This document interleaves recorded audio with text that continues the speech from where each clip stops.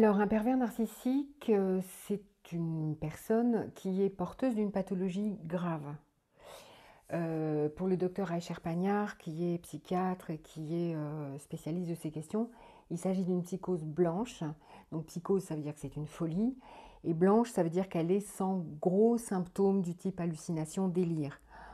On va voir que sur le délire, en fait, il y a quelques traces, mais qui sont difficilement perceptibles, en tout cas pour un œil non averti ou quand on n'y fait pas attention. Donc un pervers narcissique, attention parce que là ça va demander de la concentration, il est pervers et il est narcissique. Jusque-là, vous m'avez suivi. Donc on va commencer par le deuxième, sinon c'est pas drôle. Donc il est d'abord porteur de traits narcissiques. Donc une personne narcissique, c'est une personne qui est accro à l'image d'elle-même, qui met toute son énergie dans le fait de rendre une image au monde et qui met de l'énergie plus dans l'image que dans la chose faite elle-même. Il fait tout ce qu'il fait pour paraître le faire. Hein. Il a deux problèmes majeurs, ce narcisse. Le premier, c'est que comme il est uniquement dans la façade, évidemment, le fait qu'on reconnaisse la façade qu'il montre ne va pas nourrir son besoin de reconnaissance. Donc c'est sans fin, puisqu'en fait, c'est comme un assoiffé qui ne parvient pas à apaiser sa soif. Et d'autre part, pour obtenir de la reconnaissance de quelqu'un, il faut que le quelqu'un en face soit considéré comme quelqu'un de valable. Or, Narcisse ne fait pas ça parce que dès qu'en face, quelqu'un est valable, ça le met en danger, en tout cas sur le moyen et long terme. Bien. Donc, comme il cherche absolument à paraître tellement prestigieux, alors après, le prestige dépend évidemment des milieux qu'il fréquente, le meilleur footballeur chez les footballeurs, le plus grand intello chez les intellos, le plus riche chez les riches, etc. Ça dépend. Hein. En plus, il est comme le caméléon, il s'adapte. Il va chercher à avoir en permanence les projecteurs sur lui, à être en permanence au centre de l'attention. Il va exagérer ses faits et gestes. Un petit jogging du dimanche va devenir un entraînement au marathon, enfin, une aventure homérique. Il va être extrêmement susceptible, incapable de prendre la moindre remarque sur lui sans contre-attaquer, se défendre, être blessé de façon parfois très importante. Quoi encore Et puis, c'est quelqu'un qui est tellement centré sur lui qu'il manque singulièrement d'empathie. C'est-à-dire que l'autre n'est au fond pour lui qu'un miroir qui lui rend son image, hein, comme dans Blanche-Neige, miroir, ô mon miroir, dis-moi que je suis la plus belle. Mais il est incapable de comprendre ce qui anime l'autre. La seule chose qui l'intéresse, c'est lui. Ça, c'est Narcisse. Le pervers narcissique, c'est donc un narcisse pervers. Alors la figure, le narcissique tout court, il est pénible. Hein, on voit bien un sujet égocentré, égoïste, entièrement dévoué à son propre éclat, c'est un peu fatigant. Mais le pervers, lui, il est toxique. Parce qu'il est, pour dire les choses tout très simplement et très directement, il est sadique. C'est-à-dire qu'il a de la jouissance à faire souffrir l'autre.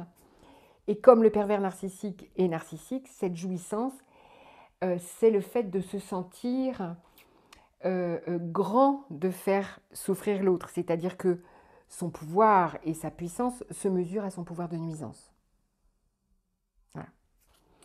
Donc le pervers, il instrumentalise l'autre, il le déshumanise, il le considère comme un objet réceptacle de son bon plaisir, comme un instrument de son bon plaisir plutôt. Et donc si son bon plaisir consiste à faire plaisir à l'autre, au fond tout va bien. Si son bon plaisir consiste à faire souffrir l'autre, tout va beaucoup moins bien pour l'autre. Voilà, il y a des degrés dans la perversité, de la petite perversité courante, on verra qu'on abrite tous un petit pervers en nous par moment, jusqu'à la grande perversité, on va jusqu'aux actes de barbarie et les choses les plus atroces qu'on puisse imaginer sont aussi du côté de la perversité. Voilà. Donc le pervers narcissique, il conjugue les deux. Ce qui le rend dangereux, au-delà de son pouvoir de nuisance en lui-même, c'est qu'il avance masqué. Le premier des masques est un masque de séduction. Et donc, il s'ingénie à donner à celui ou celle qui va devenir sa proie très exactement l'image de ce que celui ou celle veut rencontrer. Une de mes amies, Nagélie Perrault, dit cette phrase que j'aime beaucoup: quand c'est trop beau pour être vrai, en général, c'est que c'est trop beau pour être vrai. Voilà. Donc, ils ont vraiment l'art de donner ça. Donc, si je cherche un ami intellectuel prestigieux, je vais avoir en face de moi un intellectuel prestigieux qui va s'intéresser à mon propos. Si je cherche un copain qui adore le foot, je vais avoir un aficionado incroyable, etc., etc. Si je suis une femme divorcée avec des enfants et que je cherche à faire une famille recomposée façon la petite maison dans la prairie, il n'y a pas de problème, c'est ça que je vais rencontrer. Voilà. Donc, il commence par ce masque de séduction, et puis derrière ce masque, il y en a un second qui, lui, est beaucoup plus pernicieux, en fait, qui est le masque de la normalité. C'est-à-dire que le pervers, il est très atteint psychiquement, mais une nuance à côté de la nuance normale. Et c'est ça qui est très, très difficile à repérer, et c'est ça qui fait que les proies restent longtemps et longtemps. C'est qu'elles cherchent à comprendre ce que fait ou ce que ne fait pas l'autre à partir des catégories qu'on utilise pour comprendre les gens normaux. Donc s'il a fait ça, c'est qu'il est stressé. S'il a fait ça, c'est qu'il a eu une enfance malheureuse. En plus, le pervers narcissique s'ingénie à passer pour une victime, donc ça va tout seul. S'il a fait ça, c'est que moi, la proie, j'ai quelque chose qui effectivement ne va pas. Et comme les proies sont des personnes de bonne volonté, elles se remettent en question, etc. Et en fait, c'est ce masque de la normalité qui, dans mon expérience de clinicienne, est le plus difficile à enlever. Ce moment qui dure parfois des mois, où les proies en face de moi me disent « mais c'est pas possible, c'est pas possible ». Et hop, c'est comme un gouffre qui s'ouvre sous leurs pieds, et puis c'est tellement inconcevable au sens propre, ça ne peut pas se concevoir, que ça se referme immédiatement. Voilà, pour ce qui est de ce que c'est que le pervers narcissique. Alors, ce qui est, à mon sens, extrêmement important, comme ce sont des gens très toxiques, dont il importe de fuir, c'est la seule conduite à tenir correcte, pour sauver sa peau, quoi, hein, et son intégrité psychique. C'est très important de ne pas confondre la perversion narcissique avec un tas d'autres choses qui lui ressemblent. C'est d'autant plus important que le repérage de la perversion narcissique est relativement récent. Le premier article de Paul Claude Racamier, c'est 86, donc c'est quand même très récent. Et puis que c'est à la mode, en tout cas qu'on en parle, la preuve c'est qu'on est là. Alors tant mieux, parce que ça alerte le grand public et on a tous besoin d'être alertés. Et le danger, c'est que dès qu'on croise, je vais être grossière, un emmerdeur, on le prenne pour un pervers narcissique. Du coup, on va affaiblir le diagnostic. Il n'y en a pas tant que ça des pervers narcissiques, mais par contre, quand il y en a un, il fait beaucoup de dégâts autour de lui. Hein. Donc, qu'est-ce que ça n'est pas? Alors d'abord, c'est pas parce qu'on a des petites manifestations un peu PN dans sa vie courante qu'on est un peu manipulatrice, qu'on est PN, qu'on est pervers narcissique. Par exemple, il nous arrive à tous de vouloir triompher de quelqu'un. Nous sommes, à l'heure où nous tournons, en pleine période électorale, les discussions politiques vont bon train, et de temps en temps, il y a des arguments ad hominem, comme on dit, hein, qui attaquent l'intégrité de l'autre au lieu de rester sur le plan de la discussion, qui sont tout à fait des œuvres de perversion dialectique, mais qui n'ont rien à voir avec la perversion narcissique. Si c'est une fois de temps en temps et qu'en plus la personne, après, s'en rend compte et en conçoit de la honte ou de la culpabilité, tout va bien, c'est juste un truc que c'est mieux de ne pas faire, mais voilà. Il nous est tous arrivé, c'est pas bien, mais ça nous est tous arrivé de nous réjouir du malheur d'un autre. Voilà, quelqu'un qui vous a fait 3 queues de poisson et qui finalement ne réussit pas à trouver une place sur le parking, il arrive qu'on se dise bien fait pour toi. Voilà, ce que fait le pervers narcissique en permanence, là, c'est assez ponctuel et c'est pareil, quand on en prend conscience, en général, on arrête. Et puis enfin, il nous arrive à tous de mentir. Alors, soit pour la bonne cause, si par exemple je suis en 40 et que la milice française vient me demander si j'ai des juifs dans le grenier et que je réponds non, je mens. mais on voit bien que là, le mensonge, il est éthiquement recevable, hein. Donc il y a des mensonges qui sont éthiquement recevables. Il y a des mensonges qui servent à éviter de dire des choses qui nous font honte. Il y a des mensonges qui servent à prendre soin de l'autre. Quand je vois mon amie Geneviève et qu'elle a vraiment une mine défaite parce qu'elle est fatiguée et qu'elle a pris un coup de vieux, je vais éviter de lui dire « t'as une sale gueule ». C'est plus gentil, hein. Voilà. Le pervers narcissique, lui, il ment tout le temps. Donc déjà, il y a des différences majeures en termes de fréquence. Les gens normaux le font une fois de temps en temps, les pervers narcissiques le font tout le temps. En termes de conscience des choses, les gens normaux finissent par se sentir un peu honteux ou coupables d'avoir fait ça, le pervers narcissique jamais. Et en termes de but, quand je fais ça en tant que personne normale, je vise un but précis, même si ce n'est pas souvent la bonne chose à faire. Quand je suis pervers narcissique, mon but c'est de prendre le pouvoir sur l'autre de manière à l'asservir. On voit bien que ce n'est pas la même chose. Donc ça, c'est les petites manifestations perverses de la vie courante. Il y a aussi le cas, ça m'arrive très souvent, des proies qui arrivent en me disant « si ça se trouve, c'est moi qui suis perverse ». Voilà. Alors en général, le fait même qu'elles se posent la question fait que probablement elles ne le sont pas.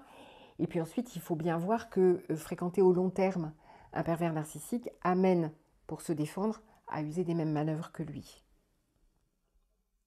Donc, il ne s'agit pas là de perversité au sens propre, il s'agit là de défense, même si les défenses peuvent être effectivement par moments authentiquement perverses, c'est vrai. Mais ce n'est pas structurellement vrai. Bon, ça c'est la première des choses. La deuxième chose, c'est que le pervers narcissique, il a souvent une vie émotionnelle très haute en couleurs. Il alterne entre des moments d'euphorie où il est ivre de lui-même et des moments de dépression où il a subi un revers ou une humiliation. Alors ça le tue, hein. Et donc on peut... et puis, il est par moments froid comme un serpent. Dans les moments où il manipule, on finit par sentir le soubassement froid, même si devant, il montre les émotions qui vont bien pour manipuler. Donc là aussi, c'est important de se repérer. C'est un peu... Enfin, ça demande un peu de finesse, mais en laissant agir son intuition, on y arrive pas mal. Même le grand public, hein, il n'y a pas besoin d'être professionnel, vraiment. Donc voilà, la première chose, c'est les émotions contrefaites. Nous sommes nombreux à avoir appris de notre histoire, de nos familles, que quand il y a un revers, il vaut mieux être triste, et donc ce sont des gens qui sont tristes à répétition, ou alors il vaut mieux se mettre en colère, ce sont des gens qui sont en colère à répétition, ou il vaut mieux avoir peur, donc ce sont des gens qui ont peur à répétition, enfin je ne vais pas comme ça, voilà, ad libitum. Voilà, ce sont des gens qui montrent des émotions distordues, on en a tous un petit contingent dans la poche, hein, ce n'est pas forcément un signe de pathologie grave. En analyse transactionnelle, ça s'appelle une émotion parasite, parce qu'elle vient parasiter comme un parasite de radio le vrai signal.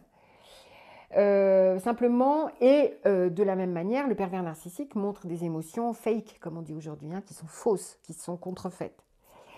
Il y a une différence majeure, c'est que quand nous avons des émotions parasites dites normales, en tout cas non perverses, d'abord nous les avons de bonne foi, nous croyons vraiment que nous ressentons ça, et en thérapie, c'est tout un boulot de descendre vers la conscience de l'émotion réelle.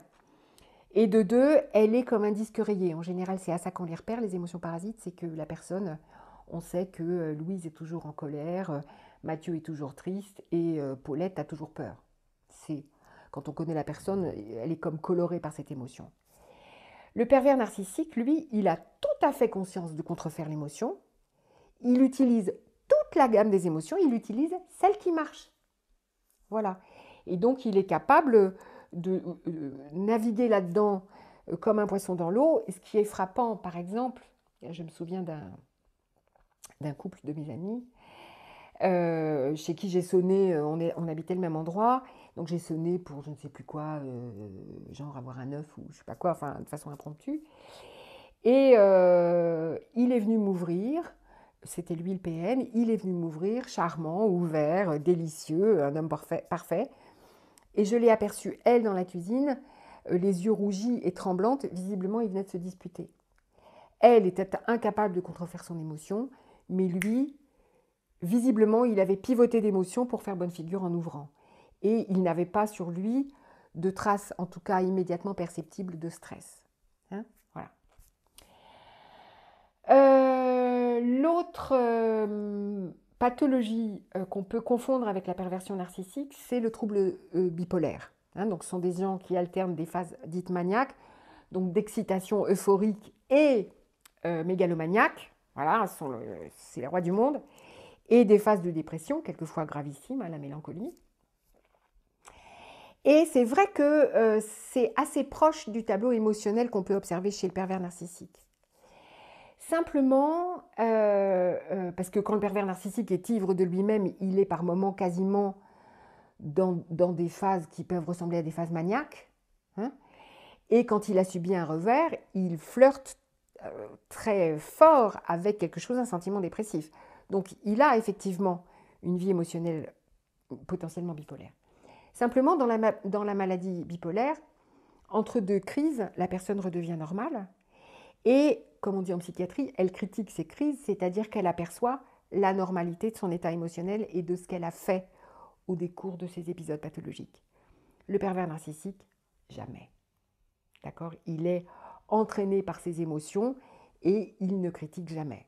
Voire quand on peut l'amener à poser là-dessus un œil critique, il se défend bec et ongle.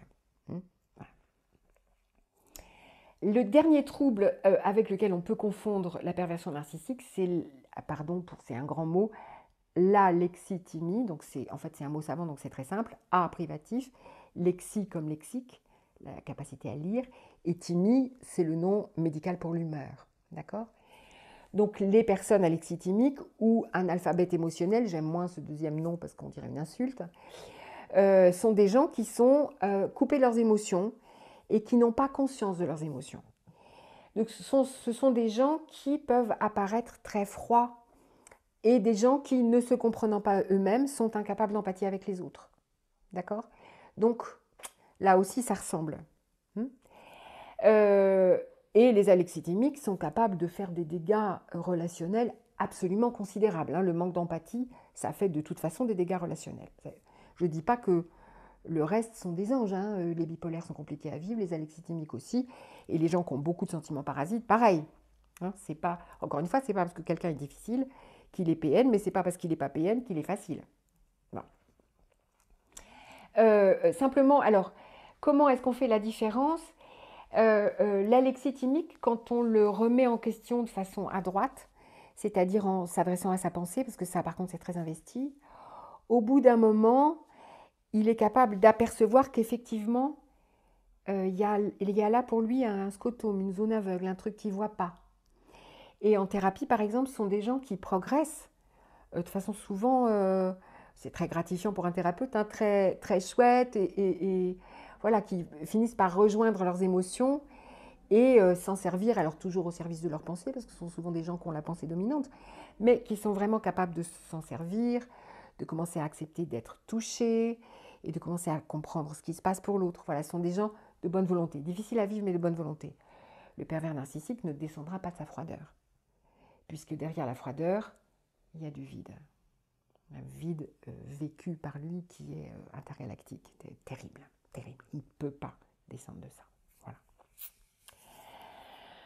Voilà, et puis dernière pathologie avec laquelle il ne faut pas confondre la perversion narcissique, c'est la pathologie paranoïaque. Alors il y a les paranoïaques décompensés, donc ceux qui sont complètement délirants, ceux-là on les repère assez vite, parce qu'ils racontent des choses invraisemblables. Les voisins cherchent à m'empoisonner en m'envoyant des vapeurs mortelles à travers les conduits du gaz. On se rend vite assez compte que ce n'est pas cohérent. Voilà. Et puis, il y a la personnalité paranoïaque, qui a quand même... Donc, la personnalité paranoïaque, donc avant la décompensation, ça peut être des gens qui ne décompenseront jamais, se caractérise par 4 traits qui sont assez proches des traits de la perversion narcissique, c'est-à-dire la méfiance, l'incapacité à être proche, l'orgueil, effectivement les PN sont assez mégalomaniaques, la psychorigidité, c'est-à-dire l'énoncé de grands principes très clairs et très intangibles, et la fausseté du jugement, c'est-à-dire l'incapacité à percevoir la réalité dans son chatoiement nuancé et comme elle est. Ce qui va faire la différence, en fait, c'est la psychorigidité. C'est-à-dire que le paranoïaque, il est psychorigide pour lui-même, pour les autres, Alors c'est complètement pathologique, c'est très emmerdant à vivre. Ce sont des principes intangibles et qui du coup deviennent stupides. La vraie éthique, elle est souple et elle adhère au réel. Euh, alors que le pervers narcissique, lui, il est, comment on va dire, psychorigide comme ça l'arrange. Hein, c'est-à-dire qu'il va donner une version des choses à certains moments parce que ça l'arrange, et puis la version diamétralement opposée à un autre moment parce que ça l'arrange, et l'incohérence des deux ne le dérange pas. D'accord? Et puis, le paranoïaque et le pervers narcissique ne sont pas sur la même émotion et sur la même crainte. Le paranoïaque, il est rempli de terreur, hein, pas de la peur, de la terreur. Et il craint qu'on lui veuille du mal, qu'on attente à ses jours, qu'on le fasse souffrir. Le pervers narcissique, il est rempli de jalousie, d'envie hostile, et il craint qu'on ne l'humilie. D'accord? Et très profondément, on voit bien que c'est un peu différent. Hein. L'ambiance, n'est pas la même. Elle est plus raide chez le paranoïaque. Faire rire un paranoïaque, c'est compliqué. Faire rire un pervers narcissique, surtout en phase de séduction, c'est vraiment pas difficile, surtout si vous avez envie qu'il rie. Voilà.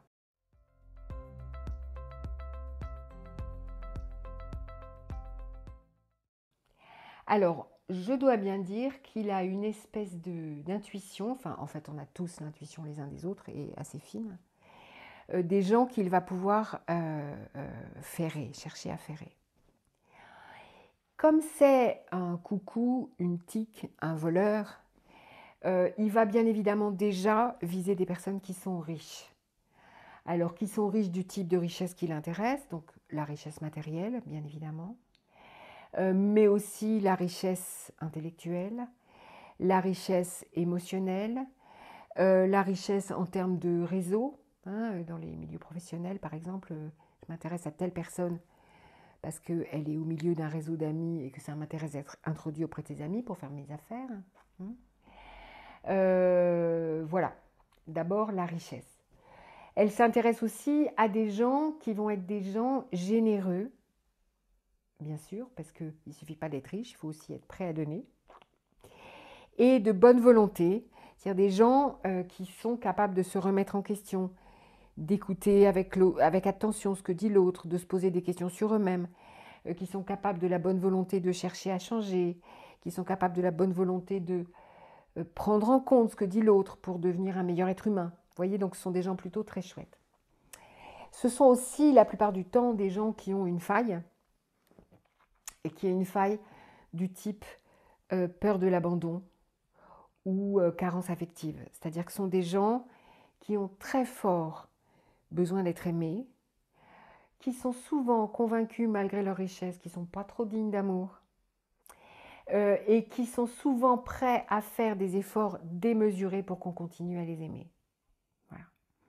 Donc ce sont des gens qui vont accepter, plus que raisonnable, accepter plus qu'il ne faudrait de malmener leurs limites. Ce sont souvent aussi des gens qui dans leur histoire ont des histoires d'abus. L'abus étant certes l'abus sexuel qui est le premier auquel on pense, mais l'abus physique du type violence, notamment dans l'enfance, et abus émotionnel, hein, de toutes les façons possibles. La définition de l'abus étant le fait qu'on ait outrepassé vos limites sans votre permission. Donc vous voyez que c'est très vaste. Hein. Donc voilà, les gens qui sont dans des difficultés autour de l'abandon, autour de la carence émotionnelle, autour du fait de se dévaloriser, autour du fait d'avoir vécu l'abus, et qui par ailleurs sont riches et généreuses, sont les proies types. Et alors les pervers narcissiques les repèrent, mais incroyablement vite. Voilà. Dans les gens que j'écoute et qui sont des proies, encore sous emprise ou sortis de l'emprise, le pervers narcissique, il fond en général sur la proie à un moment où son histoire la fragilise.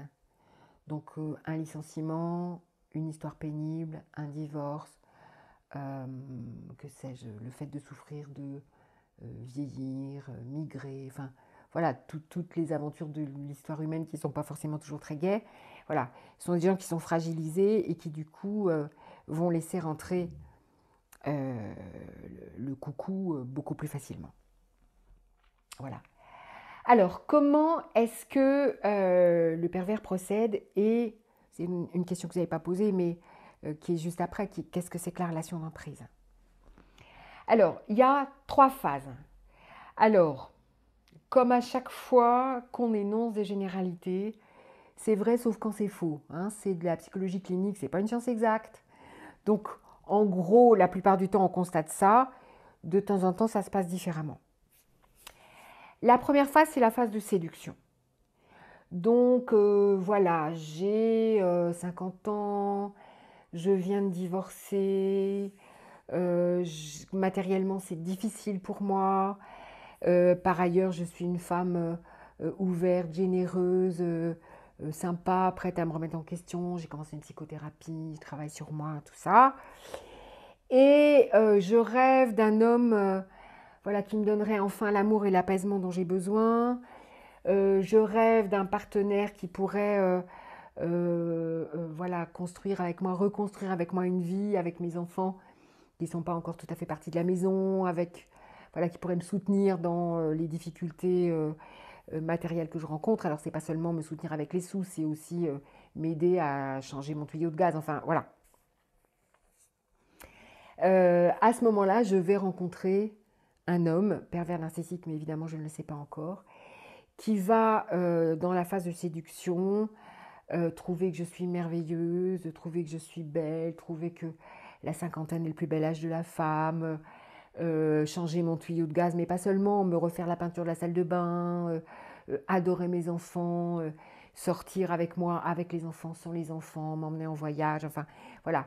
Et moi, je vais avoir l'impression de vivre ce rêve bleu, comme dit le film de Walt Disney, de vivre une chose merveilleuse, etc. Voilà. Jusqu'au moment où, deuxième phase, le ferrage. Jusqu'au moment où mon pervers narcissique va me proposer, par exemple, de lâcher mon appartement, j'en suis propriétaire, donc de le vendre, de changer de région, je suis lilloise, il va me proposer de venir chez lui à Bordeaux, et d'acheter avec lui un appartement commun pour lui et nos enfants. Je vais probablement déjà avoir eu quelques signaux d'alerte, mais c'était tellement merveilleux que j'en tiens pas compte. Je me dis, il était stressé, il sort lui-même d'une histoire d'amour difficile, etc. Je vais vendre mon appartement, prendre mes enfants, réinscrire tout le monde dans les facs qui vont bien. Enfin, c'est une usine à gaz, hein. Déménager tout le monde et m'installer dans la région bordelaise, ce qui a l'avantage de m'isoler totalement de mon milieu. Je vais me retrouver seule à Bordeaux. À partir du moment où je pose mes valises et mes cartons, alors la relation d'emprise va commencer. Le pervers narcissique va commencer à chercher à prendre le pouvoir sur moi et à me dominer. Il va faire ça en cherchant à me décérébrer. Ça, c'est un mot de Paul-Claude Racamier, c'est très fort, mais c'est vraiment ça. Moi, c'est à ça que je repère les proies qui viennent s'asseoir en face de moi.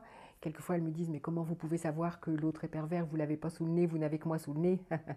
Je le vois parce qu'elles sont incapables de brancher 3 pensées cohérentes, incapables de se souvenir, et elles sont complètement bousculées dans leurs émotions, hein. Donc cette façon de chasser l'autre de la pensée se fait par différentes manœuvres du type redire ce qui s'est passé mais un tout petit peu différemment, faire de l'autopromotion, retourner les critiques, mettre l'autre en double lien, euh, euh, euh, euh, voilà, troubler l'autre dans sa pensée, ne lui laisser aucun repos, ce qui fait qu'elle n'a pas le recul, puis comme elle est isolée, elle ne peut plus s'appuyer sur sa mère, son père, ses amis, ses collègues, pour s'y retrouver, revoir un peu clair, hein. Le pervers narcissique a cet art de vous faire vous demander, mais 5 fois par jour, où est-ce que j'ai raison, où est-ce que j'ai tort, où est-ce que ça va, où est-ce que ça va trop loin, où sont les limites. D'accord? Et puis, il y a une seconde partie à la pensée, c'est étonnant de le dire comme ça, mais les travaux de neuropsychologie le prouvent. Il y a un second allié de la pensée qui est l'émotion. Hein, les travaux de Damasio notamment ont montré que quand mon émotion est détruite, par exemple, je suis incapable de prendre des décisions, hein, et que l'émotion est là tout le temps. Et le pervers narcissique, il trouble l'émotion. Il souffle le chaud et le froid. Pour revenir sur ma cinquantenaire, on va l'appeler Louise. Par exemple, à Louise, il va être capable de lui dire: ma chérie, tu es tellement belle, tu es tellement radieuse, tu es vraiment merveilleuse, tu es la femme de mes rêves. Mais t'as pas un peu grossi? C'est compliqué à vivre, ça. Hein. Terroriser, apitoyer, et puis par moments se remettre à séduire, et puis recommencer, etc. Donc la personne est complètement perdue. Et du coup, elle va devenir incapable de s'orienter. Et le pervers narcissique va s'emparer de ça pour lui faire des choses qu'elle n'aurait pas faites toute seule. Et donc la proie se retrouve à faire, à dire des choses où elle ne se reconnaît pas elle-même. Donc elle se perd. Et comme elle est en permanence sous stress, ça a aussi des effets physiques, ça la déconnecte de son vécu corporel. Et là aussi, elle se perd parce que si je sens que je suis moi, c'est aussi parce que je sens que je suis mon corps. Donc le stress me déconnecte de mon corps et me déconnecte de moi. Donc je suis déconnectée de ma pensée, de mon émotion, de mon corps. Je deviens un bouchon flottant sur la mer déchaînée. Ce que fait aussi le pervers dans la relation d'emprise, c'est qu'il déshumanise l'autre, donc il lui enlève son humanité, il instrumentalise l'autre comme un objet. Là, on retrouve la dimension perverse dont je parlais tout à l'heure, comme un objet au service de son bon plaisir. Donc il va nier la parole de la proie, savoir pour elle ce qui se passe pour elle, parce qu'en général ces gens-là s'intitulent férus de psychologie, lui définir ce qu'elle vit, lui définir ce qu'elle est, s'en servir pour servir ses propres intérêts.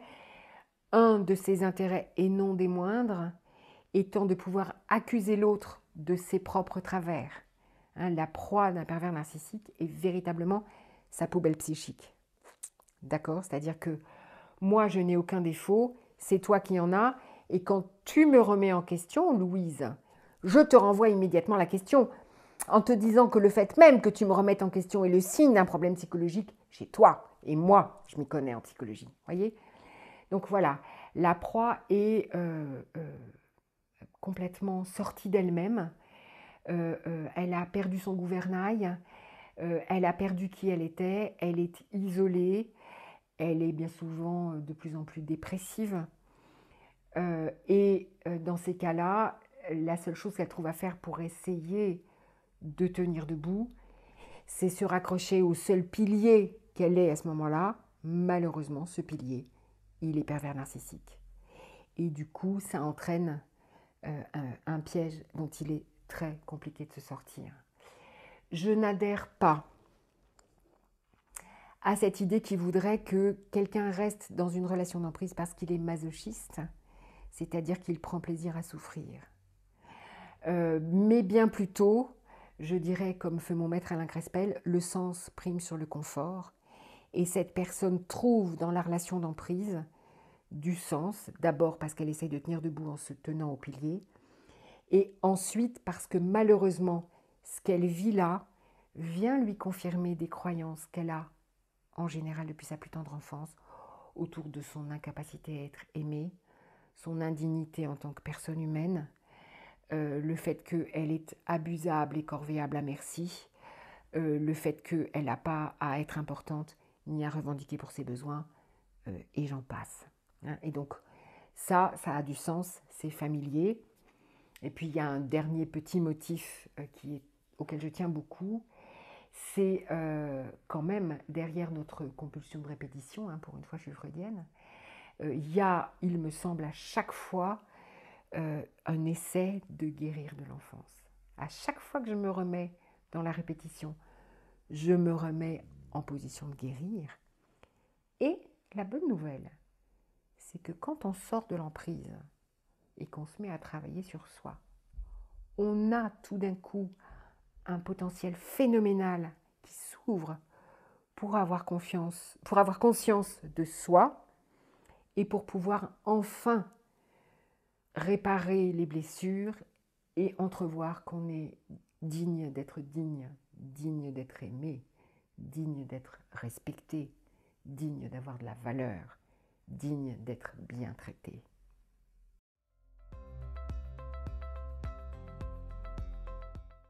Alors, il y a une relation d'emprise, en effet, tout à fait particulière et terrible, qui est la relation d'emprise qu'un pervers narcissique a sur ses propres enfants. Alors là, les propres enfants, ils n'ont pas tellement besoin de séduction, parce que du fait même de leur état d'enfant, ils sont ferrés d'emblée, si je puis dire.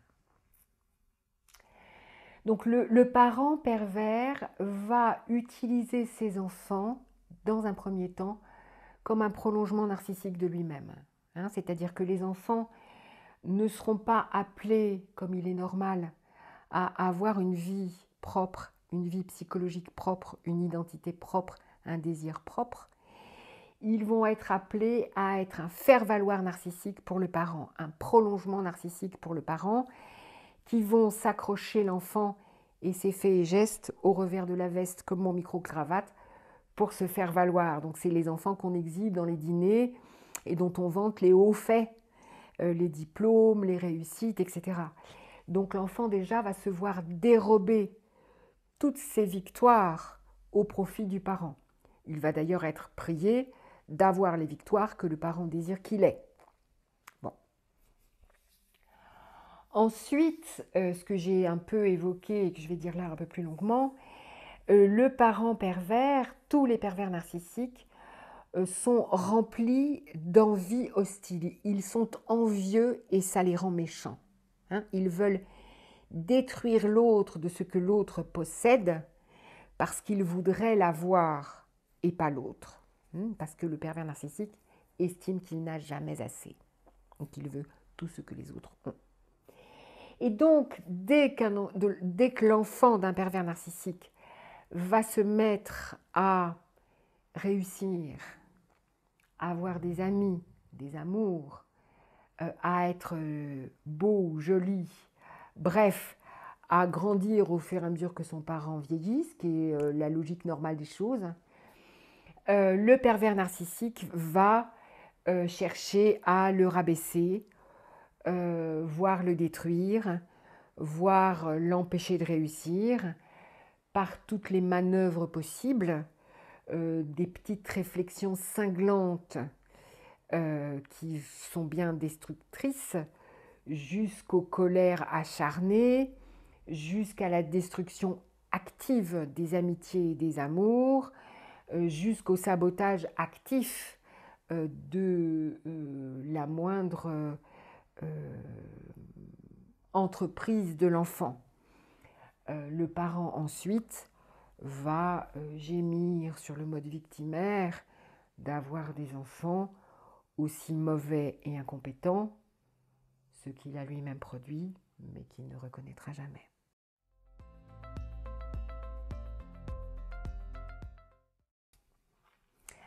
Alors, je crois, alors là, c'est une espèce de... Il ne faut pas prendre ça au sens scientifique, hein, ce que je vais dire, c'est plutôt une image. Alors, par contre, scientifiquement, on sait que seuls 6% des enfants victimes de violences deviennent des parents violents. C'est extraordinaire, la nature humaine est fabuleuse. Ça veut dire que 93% des êtres humains parviennent à ne pas reproduire. Chapeau les êtres humains. Bon. Je pense que pour ce qui est des enfants de pervers, c'est peu ou prou la même chose. De fait, il y a un certain nombre d'enfants de pervers narcissiques qui épousent malheureusement eux-mêmes la carrière de pervers narcissique. Il y en a, c'est pas la peine de se mettre la tête sous le tapis. J'ai eu des témoignages, ça fait froid dans le dos. Voilà, donc ça existe. Ça ne s'attrape pas seulement parce que ça se refile, c'est pas une contagion, mais c'est un des moyens. Une autre proportion d'enfants pervers narcissiques, là je pense qu'elle est plus importante, ne sont pas structurellement pervers narcissiques, mais ont appris des comportements pervers narcissiques et jusqu'à ce qu'ils en aient conscience, ont tendance à les reproduire. Mais par exemple, un diagnostic différentiel intéressant, c'est que ces gens-là arrivent en thérapie chez moi, voilà, en me décrivant leurs faits et gestes, qui sont authentiquement PN, il n'y a pas de souci, mais ils acceptent d'en avoir conscience et ils acceptent d'en sortir. Hein. Je me souviens d'une de mes clientes qui était une femme merveilleuse, qui avait des vrais traits PN, et avec qui, au bout d'un moment, quand la confiance était établie et que voilà, on travaillait bien toutes les deux, de temps en temps, elle me racontait quelque chose et elle me disait « Ah, j'ai encore fait la perverse. » Voilà. Hein, c'est-à-dire que la conscience vient et la personne en sort. Et puis, il y a, et je pense que c'est la majorité, une grande majorité d'enfants qui s'en sortent avec des coups, des bleus, des bosses, des nions, qui méritent une bonne psychothérapie pour guérir de toutes ces blessures, mais qui ne sont pas pervers. Par contre, ça augmente considérablement le risque d'avoir des conjoints ou des amis pervers. Voilà. Ou, par extraordinaire, il n'y a pas de hasard, des collaborateurs ou des patrons pervers. Voilà. C'est-à-dire que par contre, ça augmente la possibilité d'être sous emprise. Vous savez ce que je vous ai dit tout à l'heure, c'est normal qu'on m'abuse. Et donc, quand on m'abuse, je ne le repère pas, ou je ne le repère pas d'emblée, ou je laisse faire parce que c'est familier. Et puis parce que j'ai l'impression qu'avec moi, on ne peut pas faire autrement. Hein. Mon père, ma mère m'a tellement raconté que j'étais, je vais être grossière, une sous-merde, qu'on ne peut pas me traiter autrement.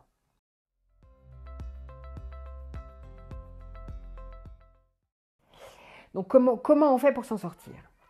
Alors effectivement, d'abord on repère. Comment on repère? Eh bien, YouTube est plein de vidéos formidables, il y a plein de livres géniaux. Voilà, on va chercher l'information, on se remet à penser. Le pervers narcissique a expulsé la proie de sa pensée, on la récupère. On en parle aux copines, on va sur les blogs, on va voir un professionnel. C'est pas indispensable, ça aide. Mais c'est pas indispensable, hein, je ne prêche pas pour ma boutique, si je puis dire. Mais on se remet à penser. On renoue avec les gens dont on était isolé. Et on affronte la honte et on raconte. Et on écoute ce que les gens vous renvoient. Alors pour l'entourage, c'est très compliqué. Parce qu'il faut naviguer entre dire ce qu'il en pense et ne pas faire trop pression pour que la personne s'en aille. Il m'est même arrivé à moi d'avoir des clients qui venaient pour sortir d'emprise, à qui j'ai dû mettre, j'ai honte de le dire, mais une trop forte pression et qui ne sont jamais revenus. Ou ils n'étaient pas prêts à partir. Enfin, vous voyez. Donc en tout cas, renouer avec son entourage pour parler, mais aussi pour avoir enfin de l'amour et se souvenir de quel goût ça a, de l'amour de toutes les façons, hein. Mais aussi pour rire, mais aussi pour se détendre, mais aussi pour sortir du stress, pour jouer, pour aller se balader, pour aller au cinéma, pour aller au resto, pour... alors, c'est pas... L'abus d'alcool est dangereux pour la santé, mais pour prendre une cuite. Enfin, vous voyez, un truc un peu festif, quoi. Bon. Je ne fais pas l'apologie d'alcoolisme, hein. C'est une très mauvaise idée de s'y coller, et ça peut d'ailleurs être sous emprise, peut aussi générer l'abus de drogue, d'alcool, etc. C'est pas bon, hein. Bon. Et puis, retrouver le goût de soi. Ah oui, non, si avant ça, évidemment, gros comme un camion, tellement gros que je pense même pas à le dire, fuir. Souvent, les proies sont désespérées. Il n'y a que ça à faire? Oui. Il ne peut pas changer? Non. On ne peut pas aller en thérapie de couple? Non, ça ne sert à rien. Il ne peut pas aller en thérapie? Des fois, il y va, mais ça ne sert à rien. Il peut changer? Non. Je suis obligée de fuir? Oui. Si tu veux sauver ta peau, va-t'en. Pars. Quel que soit le prix que ça coûte, et sans s'illusionner sur le fait que quand on quitte un PN, on y laisse toujours des plumes. Donc autant s'y attendre en avance. On va y laisser des plumes, mais pas sa peau. Ça vaut le coup. Hein. Fuir, divorcer par exemple, quand il y a des enfants en jeune âge, ça peut donner des situations qui sont parfois tout à fait tragiques. Ça peut donner aussi des situations qui sont tragiques parce que l'homme ou la femme de loi en face n'est pas toujours à même de discerner ce qui se passe, de comprendre ce qui se passe, de comprendre qui est le pervers narcissique des deux, le pervers narcissique étant très fort à se faire passer pour une victime. C'est très compliqué à discerner, surtout que les hommes et les femmes de loi ayant peu de temps pour traiter les dossiers, ils n'ont pas le temps d'une expertise approfondie. Ils sont d'ailleurs, en général, assez allergiques à pervers narcissique. Il vaut mieux pas dire ce mot-là. Bon. Et puis ensuite, se reconstruire. Alors, se reconstruire commence par... il y a plusieurs pistes, je dirais, conjointes et en même temps. D'abord, retrouver le goût de soi. C'est peut-être ce qu'il y a de plus long. Qu'est-ce que j'aime? Qu'est-ce qui m'importe dans la vie? Quel est le sens de ma vie? Compte tenu du fait que je suis née et que je vais mourir, qu'est-ce que j'ai envie qu'il se passe entre les deux? euh, Quelle est la musique que moi j'aime? J'ai oublié. Quels sont les vêtements que moi j'aime? J'ai oublié. Quelles sont les sorties et les voyages que moi j'aime? J'ai oublié. Quels sont les livres que moi j'aime? J'ai oublié, etc. Hein, retrouver le goût de soi. En même temps, traverser des deuils successifs. C'est pas simple. D'abord, le deuil de la relation en elle-même, qui de toute façon est toujours une relation, enfin, quitter une relation c'est toujours un deuil, quelle que soit la qualité de la relation, et même quand c'est la proie qui a décidé de partir. Traverser, et ça c'est infiniment pénible, le deuil d'être jamais compris par le pervers narcissique, qui continuera à vous dire jusqu'à sa mort que c'est de votre faute, qui ne comprendra jamais le mal qu'il vous a fait. Du coup, traverser l'enfant de ça qui est la soif de vengeance. Ça sert à rien de se venger. Puis en plus, c'est pas la peine de bouger. Vu comme il est tricoté, tôt ou tard, il va finir par se casser le nez. Et puis, traverser un troisième deuil qui est infiniment douloureux. C'est le deuil d'un monde où tous les hommes sont de bonne volonté et où, à force d'amour et de dialogue, on va pouvoir devenir tous frères. Quand les hommes vivront d'amour, il n'y aura plus de misère, les soldats seront troubadours. Et nous serons morts, mon frère, chante Gilles Vigneault, faire ce deuil-là. Or, en général, les proies sont de belles personnes. J'ai coutume de dire de façon très affectueuse, sont des bisounours. Et donc, faire le deuil du monde de bisounours. Le mal existe. C'est difficile à regarder dans les yeux, ça. C'est difficile, vraiment. Et puis, enfin, faire tout un trajet dans le fait de se retrouver soi-même avec son propre corps.